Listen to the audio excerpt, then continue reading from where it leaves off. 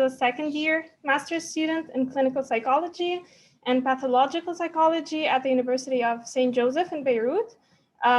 She works along her graduate studies as a school counselor, as well as a manager at a mindful wellness center in Beirut. Hania also has 3 years of experience with the Lebanese Autism Society, in addition to volunteering for psychological first aid after the devastating Beirut port explosion that took place on August 4th of the past year. So Hania is always eager to help and learn more. She also runs this amazing social media platform, which is called Hania, to promote mental health awareness and show people that it is just as important as physical health. So she also gives a safe space for struggling survivors, as well as patients, to share their own personal stories and get over their fears. So please join me welcoming Hania Knio. The floor is yours. You can go ahead and start. All right. So before starting, I want to thank you for hosting me to raise awareness about mental health. And I want to thank all the participants for joining us today. So I will share my screen. Okay. Share. You can see my screen. Yes. Yes. So, um, before starting, I wanted to introduce myself, but Jala did, so I will repeat. My name is Hania Knio. I'm 22 years old. I'm doing my second year of Master's in Clinical Psychology at Université Saint Joseph de Beirut, and I did my BA in Clinical Psychology as well. I'm working as a school counselor, a manager in a wellness center, and I'm giving group sessions for emotional support with an NGO. After the Beirut blast that was traumatizing for all of us, I joined a group of psychologists to offer psychological first aid and emotional support for everyone. I worked for 3 years with autistic cases, and finally, I'm running my page on Instagram to raise awareness about mental health, and it's a platform for everyone to share their own experience with mental illness. So we will see together the plan of this session. First, we'll talk about the stigma of mental health, the stress and symptoms, burnout and symptoms, and ways to cope with stress, and some tips for self-love and self-care. And finally, we will talk about fixed and growth mindset. So 40% of people suffering from depression or anxiety don't ask for help because they are surrounded by people that will not take mental health in a serious way. So, are we waiting to hear that someone committed suicide so we can start believing in the importance of mental health? Or do you need to lose yourself or someone to start taking care of your mental health? The answer is no. But too bad we are still being passive about this. Stigma is when someone views you in a negative way because you have a distinguishing personal trait that's thought to be, or actually is, a negative stereotype. Sadly, negative attitude and stigma, negative attitude and beliefs toward people who have a mental illness, a mental health condition are common. Stigma can lead to discrimination. Discrimination may be obvious and direct, such as someone making a negative remark about your mental illness or your treatment. So let's choose to be active. There are three steps to end the stigma: educate, talk, support. Educate, ask professionals, do your research to educate yourself and others. Talk, ask for help when you are not feeling well. Don't hesitate, there is nothing wrong with this. And support, every person can be fighting his own battle. So choose your word and choose to support. So now, since we are on our way to break the stigma, I will ask 2 or 3 participants to share with us how they really feel. So let's see who will share with us.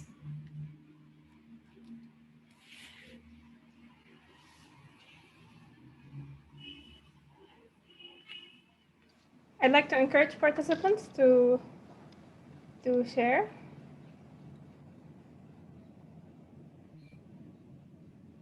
Anyone? أحكي أنا. Yes, go ahead. Okay, I'm a student بقلب المدرسة اللي المرشدة النفسية تاعتنا هي مس هانيا. بدي أحكي عن مشاعري هلا. صراحة هلا Yeah, I'm sorry. Can you please, the voice is not so clear, and can you please talk in English so that all participants can relate, please?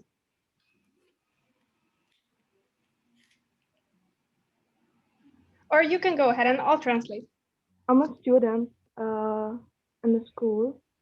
Dr. Miss Hania Knio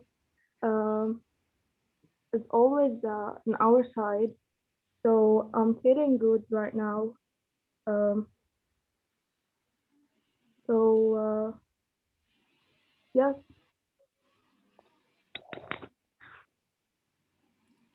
Okay. Okay, thank you for participating. I guess she wanted to share her feelings with us. Okay. Thank you, Diane. I can share my feelings. So, Okay. yeah, as a graduate student, we always struggle with deadlines, stress, burnout. So, how we feel is strongly tied to our deadlines, which makes it hard to control um, our day-to-day productivity and mood overall. So that's how I feel as a graduate student. Thank you for sharing. Anyone else like to share with us how And person feels? Okay, Saro. I feel under pressure because of the the government, the school, the way that we study, the internet, everything. Like, it's so hard, but I believe we can do it. That's the spirit. Okay, That's so great. We also have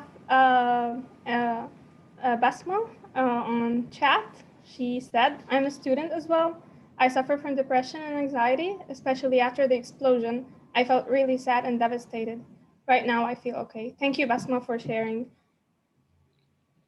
thank you all for sharing your feelings. So let's see together that we will talk about feelings, stress, burnout, all this, and ways to cope with stress.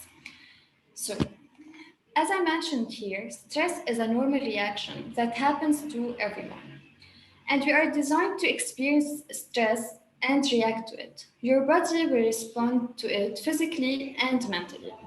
So, here are some symptoms, physical symptoms like tachycardia, exhaustion, or trouble sleeping, headache or shaking, high blood pressure, muscle tension, stomach or digestive problems, weak immune systems, and for the emotional symptoms like depression or general unhappiness, anxiety and agitation, mood swings, irritability, or getting angry easily, uh, feeling overwhelmed is like when you feel like you have a lot of tasks to do, loneliness and isolation, you feel that you are alone. So, as we said, stress is a normal reaction, but if we are not able to control stress, it may lead to burnout. As we can see here, stress, more stress, extra stress, and finally burnout. So let's talk about it. We will start with what is burnout. Burnout is a state of emotional, physical, and mental exhaustion caused by excessive stress. It occurs when you feel overwhelmed, emotionally drained, and unable to meet constant demands.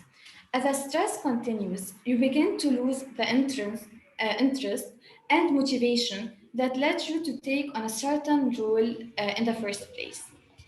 There are many causes. There are many causes of burnout, like work-related, lifestyle, and personality traits. So, for the first one, the work-related causes of burnout, it's like you feel like you have a little or no control over your work. Lack of reward for good work, unclear or overly demanding job expectations, working in high pressure environment. All of this can push a person to have a burnout. It's when someone tells you that they are not feeling happy at work and the environment is very stressful. The second one, lifestyle causes of burnout. It's when you work too much without enough time for socializing or relaxing. Lack of close, supportive relationship. As we know, relationships can really affect us. Taking on too many responsibilities without enough help from others. And finally, not getting enough sleep. And concerning the personality traits that can contribute to burnout, like someone that looks to get everything in a perfect way and nothing is ever good enough, a pessimistic view of yourself and the world, the need to be in control, to delegate others. So this three can cause someone to have a burnout. So now we will see together the symptoms that are divided to three: exhaustion, ineffectiveness, and detachment.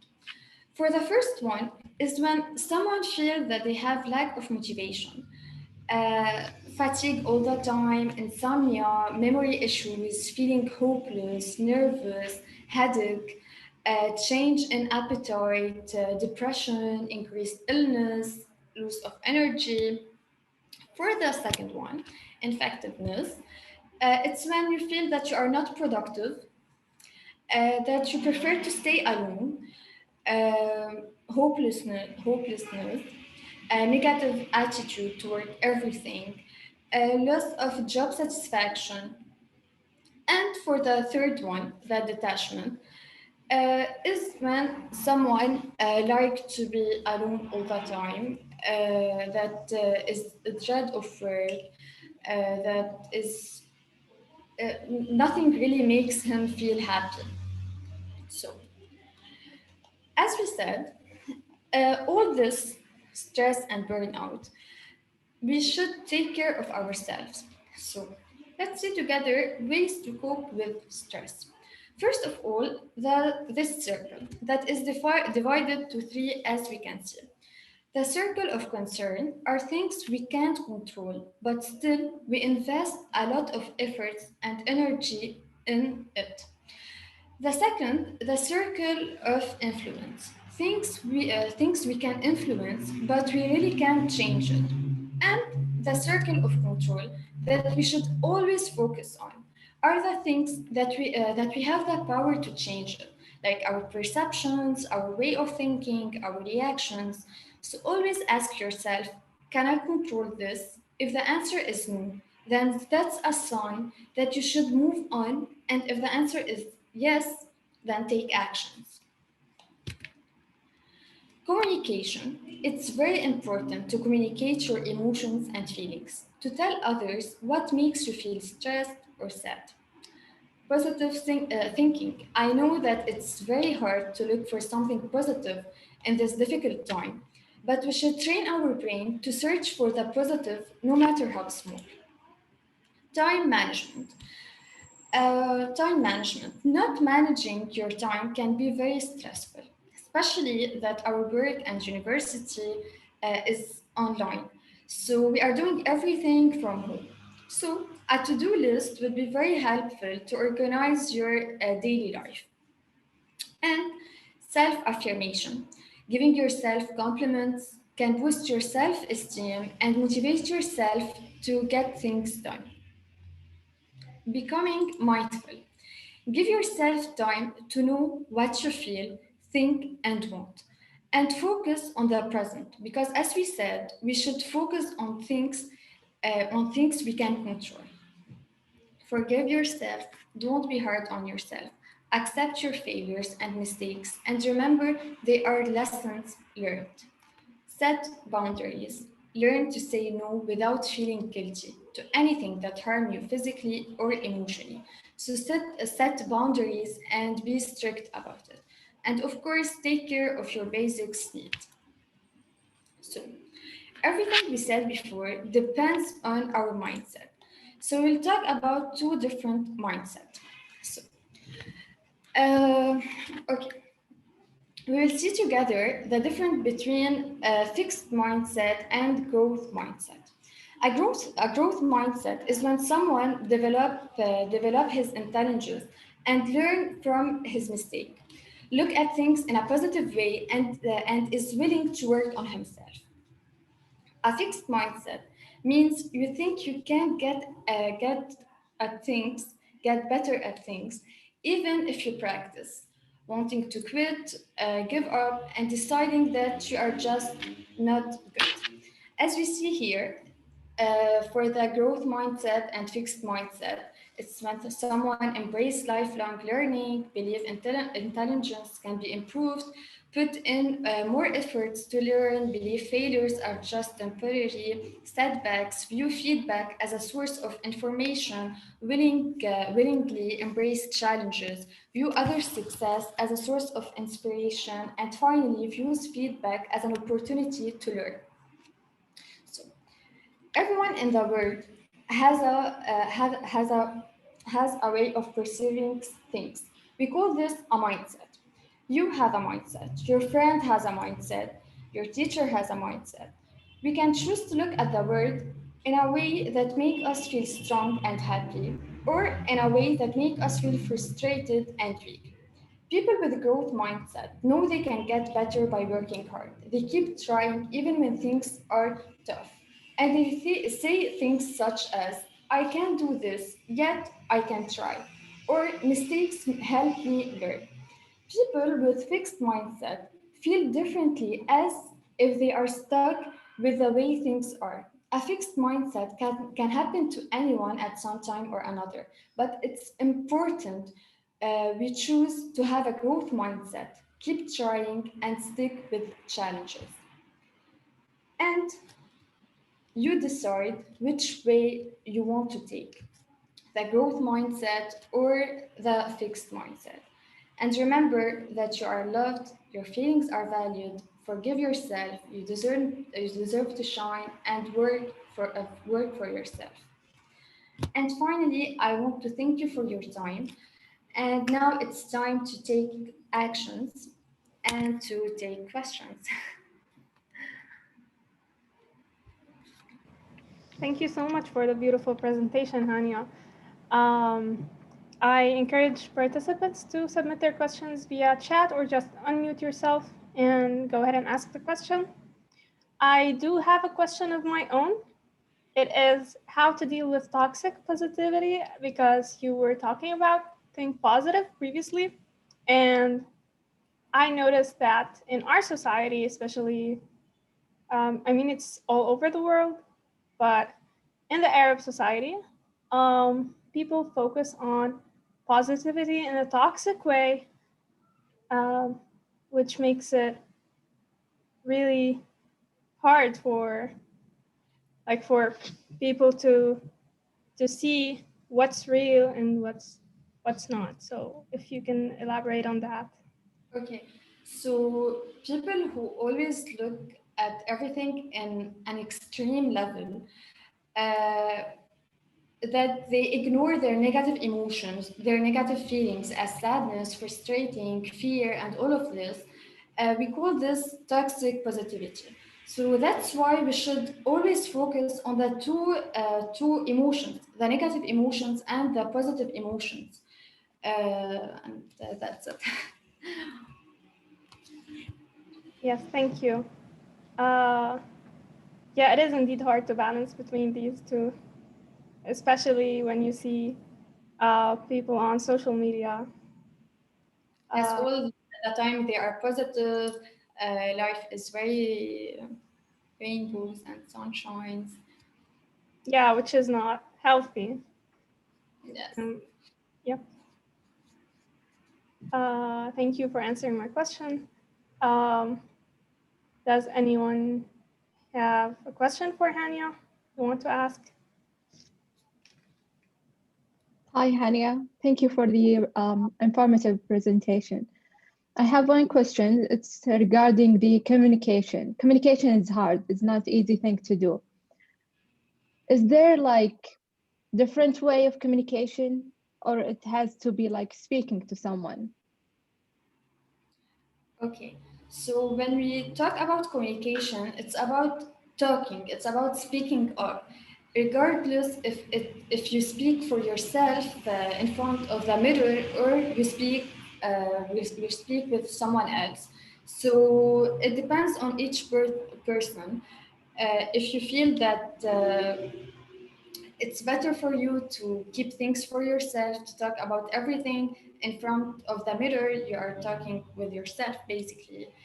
You can do this, but the importance is to talk, to speak up, to talk about your emotions, to talk about your feelings, what you are afraid of.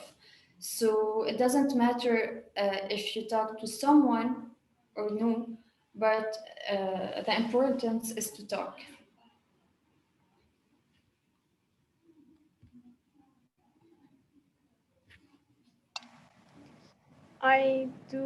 There is a question in the chat from Sarah Khayyat. She is asking, how can we get rid of the negative people without hurting them? Oh. Okay, so we should put ourselves a priority.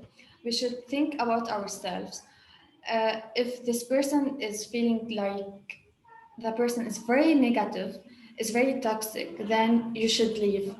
And if the other person will feel sad, will feel, I don't know what exactly, but put yourself as a priority.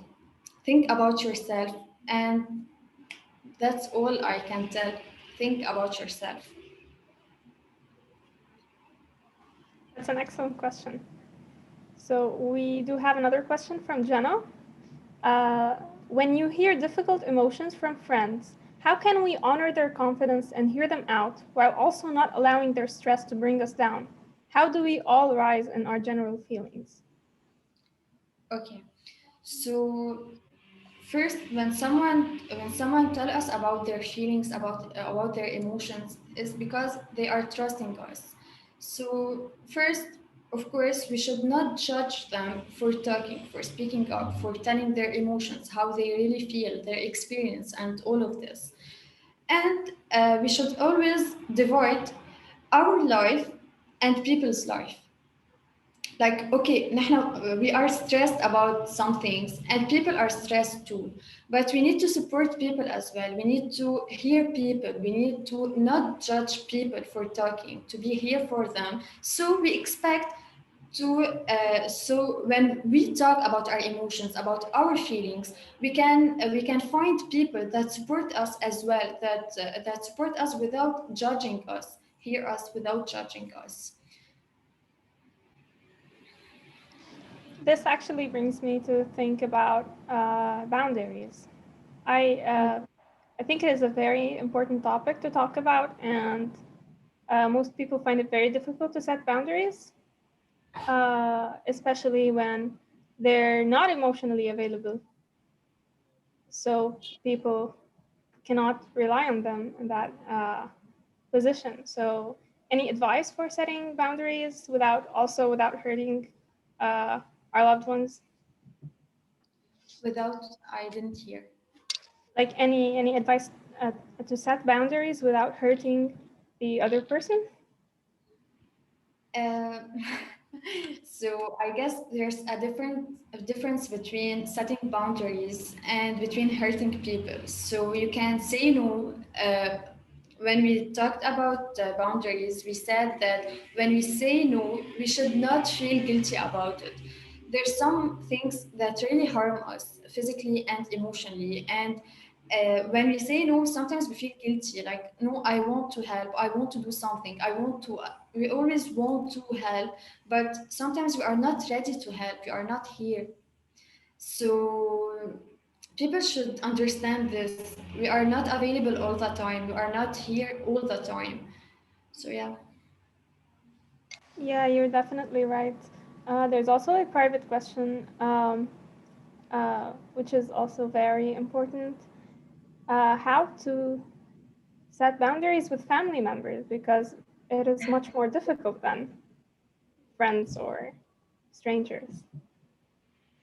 Yes, especially that family members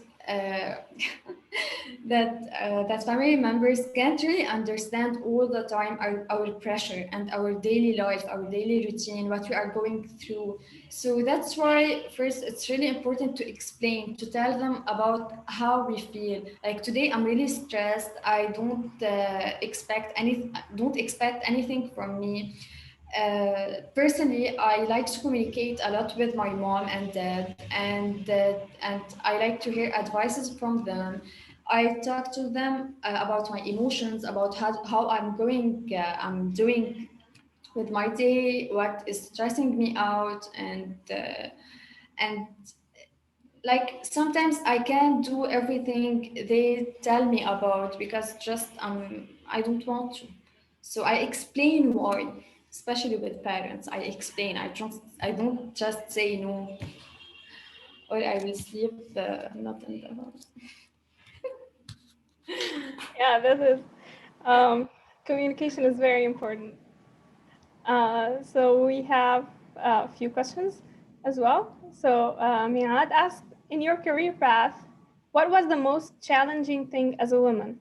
What is your advice for women trying to build their own career in in these difficult times? Okay, so let's start with. Uh, okay, we know that we are living in a society that put pressure on women. Like they are always not good enough. There are always something missing. So what I suggest is to leave all this critic behind and to focus on your goals, focus on yourself, do everything for yourself, do what you love, do what your dreams, what you dream about, because people will talk anyway and it doesn't really matter. So, and we can't control this, so we can talk about the circle of control again. Can I control this? No, so I will leave it, I will avoid it, and I will focus on myself. That's Great such a great answer. answer. Thank you. Uh, okay, we do have another question.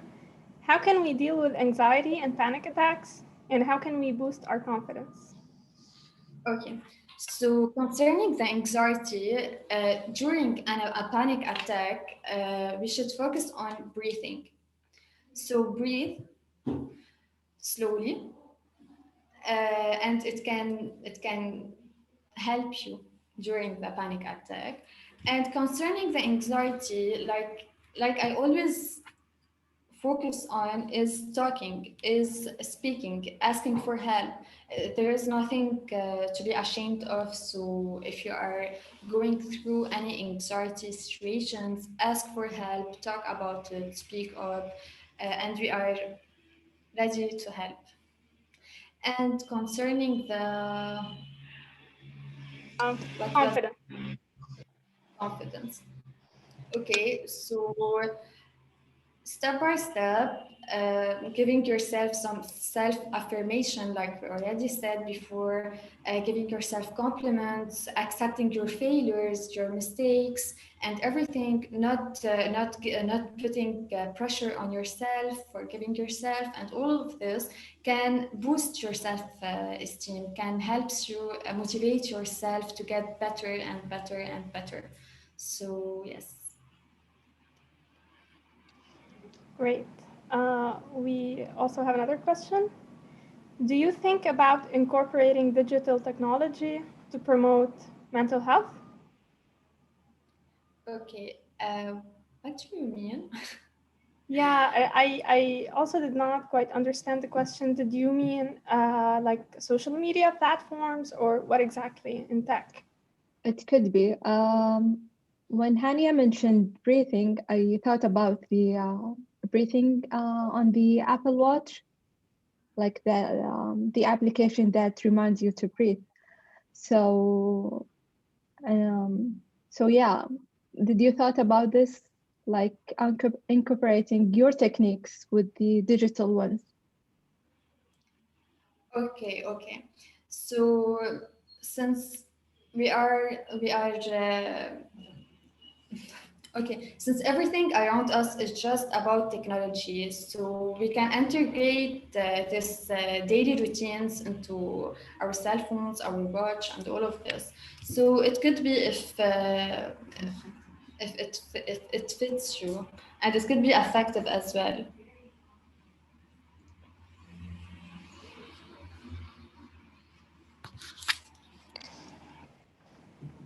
Yeah, thank you. These are amazing questions. This is and this is quite a great audience actually. Do you find that COVID has any similarities to the stress people were under? That was, when the explosion occurred and it was just a moment of stress versus like what we have now, which is sort of a weird continuous stress? Okay, so you are saying that is Corona affecting us, is a stressful thing? Just to, Well, I'm asking, are there any similarities? Meaning, do you have had a lot of experience helping people who've gone through a traumatic experience that was sort of a moment in time and like so life-changing in that moment? And we sort of had a life-changing moment a year ago, and then our life is changed, right? Maybe that's how it is even for like an explosion, but I thought maybe you'd have some insight there that you could share with us. The difference between a short stress and a long one, or are they the same and it doesn't matter? okay, so I didn't really understand your questions. I guess basically what Jenna means is um, how different is the experience between having such a powerful impact, stressful impact, such as an explosion, versus which was like kind of a short term because it was at that moment, but I wouldn't say it is a short term, versus the pandemic, which has been there for a year now, and it's like sort of this extended period of stress. Okay. So the explosion that happened wasn't only stressful, it was traumatizing for all of us. And it happened once, but the effect of this explosion, it's still, we still feel this till now. But concerning the corona, people are adapting. People are adapting for the situation, for the lockdown, for the pandemic we are going through, especially that they are not alone in this. But concerning the explosion, we felt that yes, we were alone in this. We were really, it was emotionally, physically, and everything was traumatizing for us. So I would like to add on that, if you can give us more insight about your experience with dealing with traumatized patients after the explosion. okay, so after the explosions, I went to my Mukhail area, to Jemaise area, and I met people that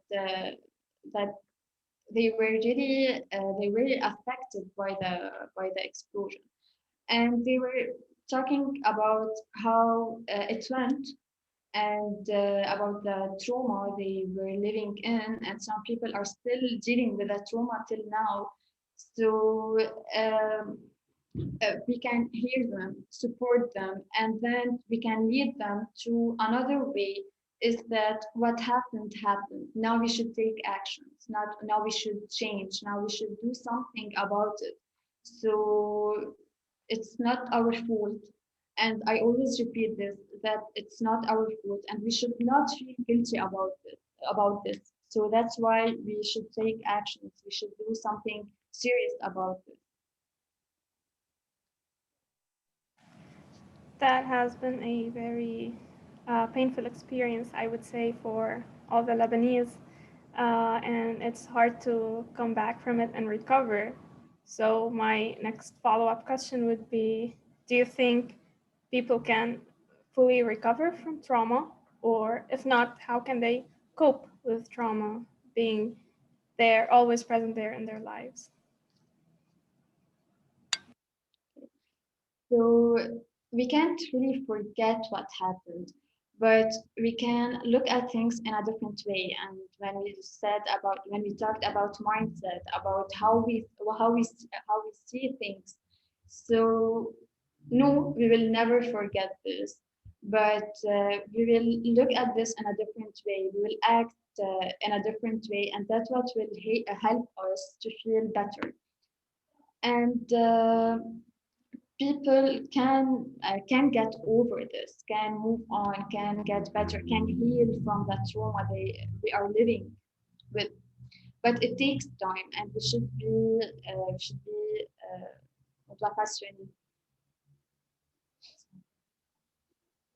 Yeah, hopefully we can recover. So we have another question in the chat. How to let people stop bullying others? Okay, so how to let people stop bullying others? So first of all, people who bully others, and okay, wait, let me answer this.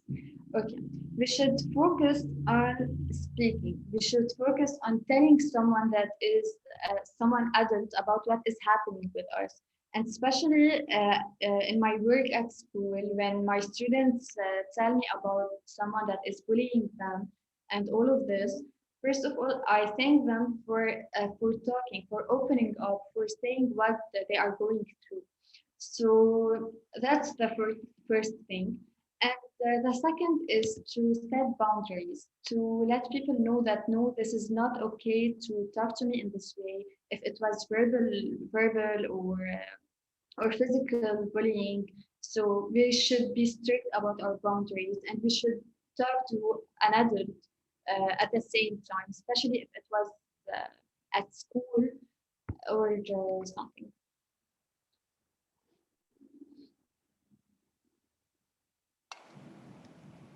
We also have another question. How can we deal with social alienation? If you can elaborate more on social alienation, the way I understood it is basically cyberbullying.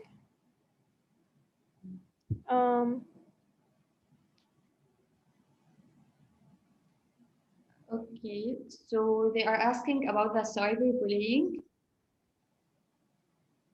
Okay, yeah. Yeah, I did not quite understand the question. If you can elaborate on it.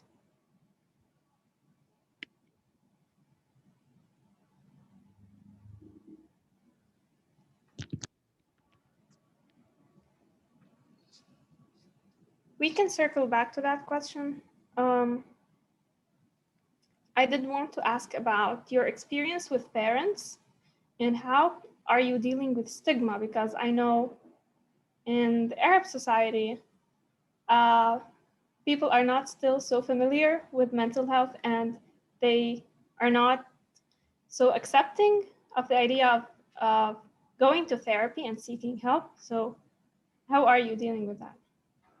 Okay, so in fact, that's a good news that even parents are giving more attention, are paying attention for mental health, especially with everything we are going through. So I'm doing sessions for parents as well to talk about our emotions, about our feelings, and about what their child is going through, the current situation, the economic crisis, and all the trouble. We also have another question in the chat. How do we recover our sense of peace when others try to be mean? Okay, so we can talk again and again about boundaries. And if someone is mean, you can ask them why. Maybe they are going through something special. And it's not your fault if someone is mean to you. They are just their personality. So you can live in peace as well. I have a question. Go ahead.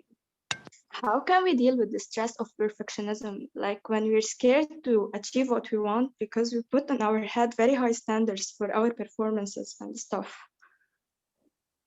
Okay, so that's just something we should train our brain on, to think that we can't control everything. And I just always get back for everything I said before, that we can't control everything. We should forgive ourselves. We should learn that our mistakes, our failures will teach us a lesson.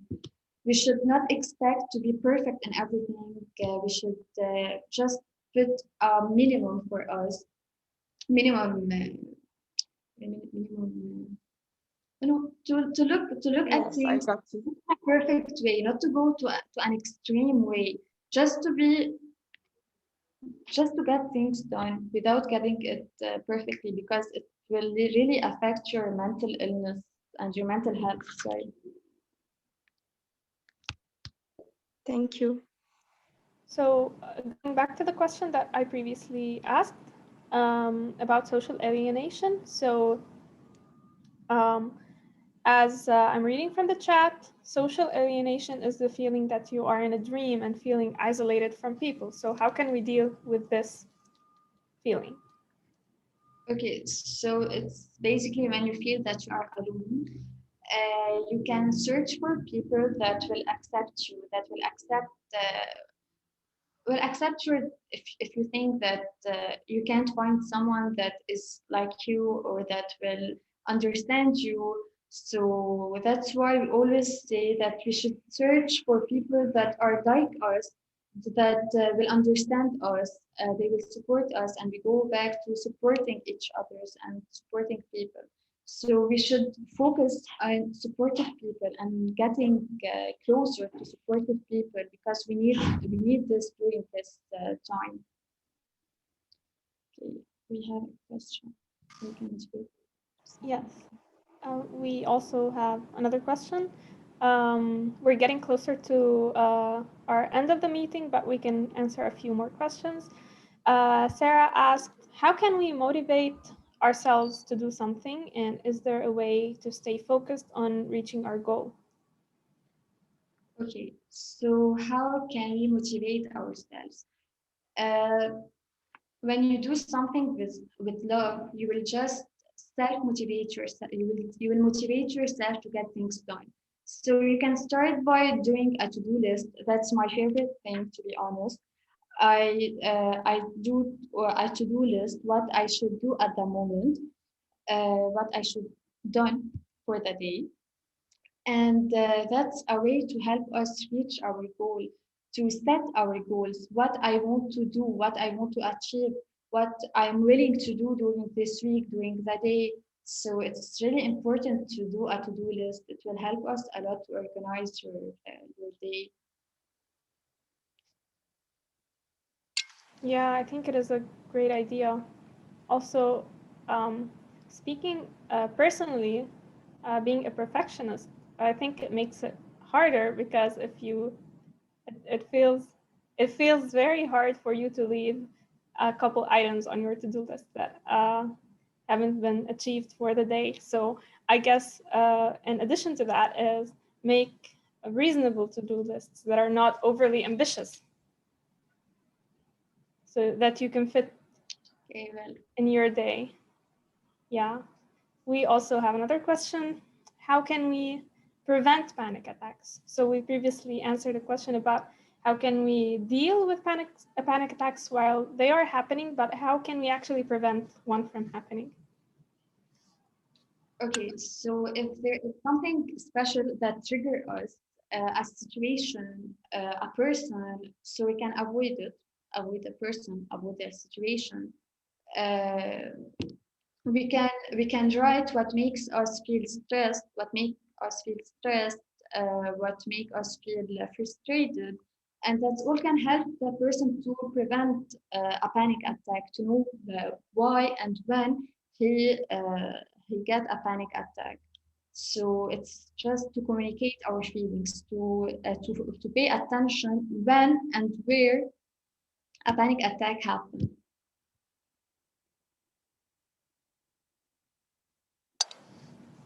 Great questions, everybody. Thank you so much for attending. We are reaching the end of our meeting. We do have an additional question that we can answer. So Sarah asks, after the explosion, I have been getting scared frequently from the smallest objects. Is there any solution? Okay. Therapy. Why not to ask for help? Like explosion wasn't easy, and I guess we really need to do an emotional support. We need to go to therapy, all of us, and we need to ask for help. So why not to ask for help to heal? We deserve to heal after everything that happened with us.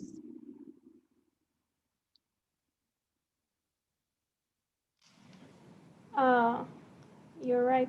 And in addition to that is, or like a follow-up question is, we sometimes tend to avoid dealing with things, which I guess makes them worse.